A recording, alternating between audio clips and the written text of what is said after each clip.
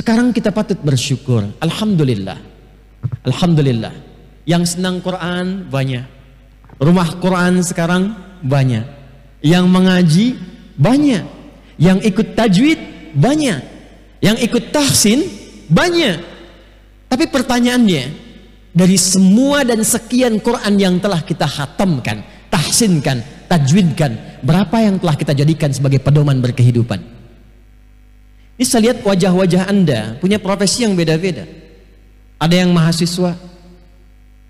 Anda dari sekian mengaji, menghatamkan Al-Quran sebagai mahasiswa, berapa ayat-ayat tentang ilmu dan tentang belajar yang pernah Anda keluarkan dan Anda ikuti? Padahal ketika itu dikeluarkan akan melahirkan pedoman menuntut ilmu yang menghasilkan tipikal manusia yang sangat luar biasa.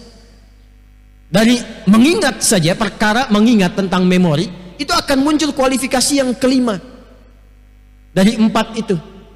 Kan 4 itu yang pertama cepat ingat lambat lupa, yang kedua cepat ingat cepat lupa, yang ketiga lambat ingat lambat lupa, yang musibah lambat ingat cepat lupa.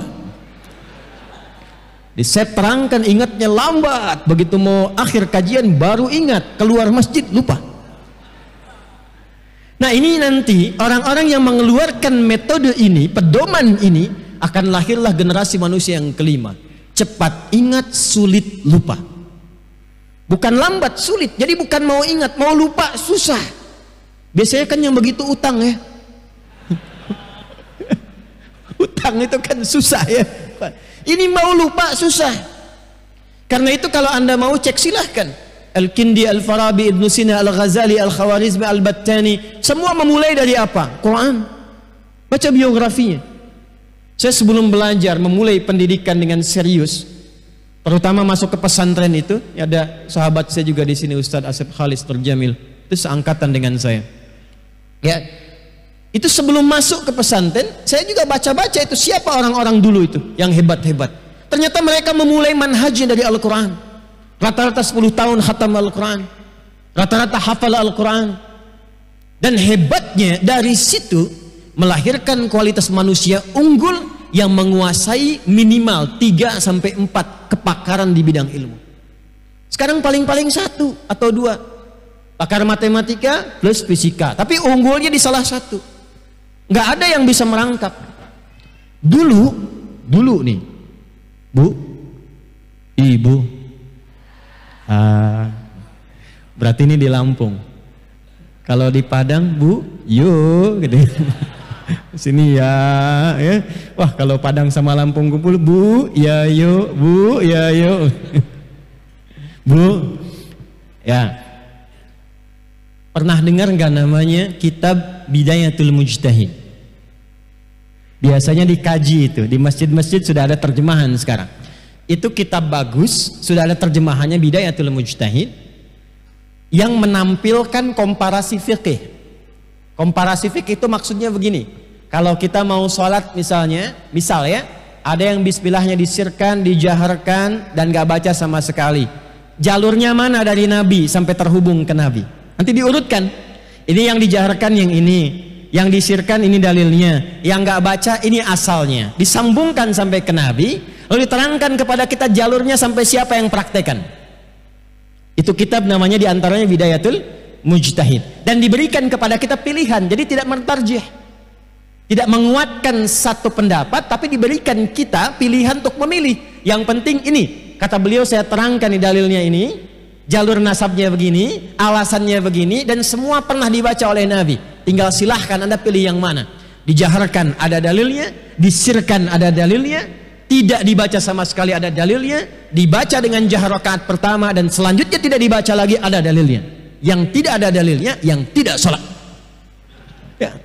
Itu yang nulis namanya Ibnu Rushd. Siapa Ibnu Rushd ini? Beliau dikenalnya sebagai seorang pemikir dan dokter bedah. Di seorang dokter bedah, hafal Quran, tahu fiqih, tahu hadis, tahu tafsir. Dulu begitu. Jadi setiap orang yang berinteraksi dengan Quran, tujuannya adalah untuk menjadikan Quran sebagai pedoman hidup. Dan membaca itu gerbangnya. Nah, kita saat ini berada dalam kehidupan yang cukup kompleks, dinamikanya banyak, dan memang kita butuh Quran karena cuman Quran solusinya bagi kita. Itu iman kita dipertaruhkan untuk statement itu. Quran saat diturunkan itu jelas Allah mengatakan tidak diturunkan Al-Quran di bulan Ramadan itu tujuannya kecuali untuk jadi pedoman bagi semua manusia dalam berkehidupan. Al-Baqarah ayat 185. Syahrul Ramadan alladzi unzila fihil Quran hudal linnas. Nah, membaca bagus, dapat pahala. Tahsin tajwid bagus, meluruskan, membenarkan yang keliru, memperbagus bacaan-bacaan yang kurang baik. Tapi yang diinginkan dari Quran itu apa yang dibaca, itu yang diamalkan, itu yang dipraktekkan. Dan tidak pernah tercatat dalam sejarah ada orang berkehidupan berpedoman kepada Al-Quran kecuali satu, sukses hidupnya, kedua, maju apapun yang ia kerjakan. Kalau usaha dia maju, ya, maju itu bukan ada gedung di depannya bikin jongkok, bukan, ya. Pasti sukses. Abdurrahman bin Auf modalnya pakaian saja, belajar dari manajemen Quran, dibimbing oleh Nabi, cuma butuh waktu 2 tahun jadi orang nomor 3 paling kaya di Madinah. 3 tahun jadi orang nomor 1 paling kaya di Madinah. Itu urusan niaga. Nah, kemudian dari situ timbullah satu pemikiran, ini sudah banyak yang bagus ngajinya, sudah banyak rumah Quran, sudah banyak rumah tahsin, yang belum adalah memahami secara tematik kurikulum Quran itu, lalu kita praktekkan dalam berkehidupan, sehingga kita dapatkan manusia-manusia Quran yang berjalan dalam berkehidupan. Kalau berniaga ayatnya paham, kalau ke kantor tahu ayatnya, jadi dokter hafal ayatnya, ketika periksa pasien bisa membedakan mana penyakit fisik, mana penyakit hati. Dok, ini saya matanya ini nggak jelas melihat, ini kelihatan hurufnya, kelihatan, ini apa, G, besar kecil, besar, ini kecil, kecil, lebih jauh lagi kecil, betul kecil, itu melihat. Maksud saya begini dok, yang itu jelas, tapi yang nggak jelas itu kalau saya lihat sendal bagus tuh di pinggir masjid, itu saya kurang jelas, itu terganggu hati saya. Nah, itu bukan persoalan fisik. Dok, kepala saya pusing, apa gejala penyebabnya? Itu kalau tetangga beli kulkas baru makin pusing saya. Itu penyakitnya hati. Bagaimana mengobatinya? Mustahil, nggak akan ada polinya.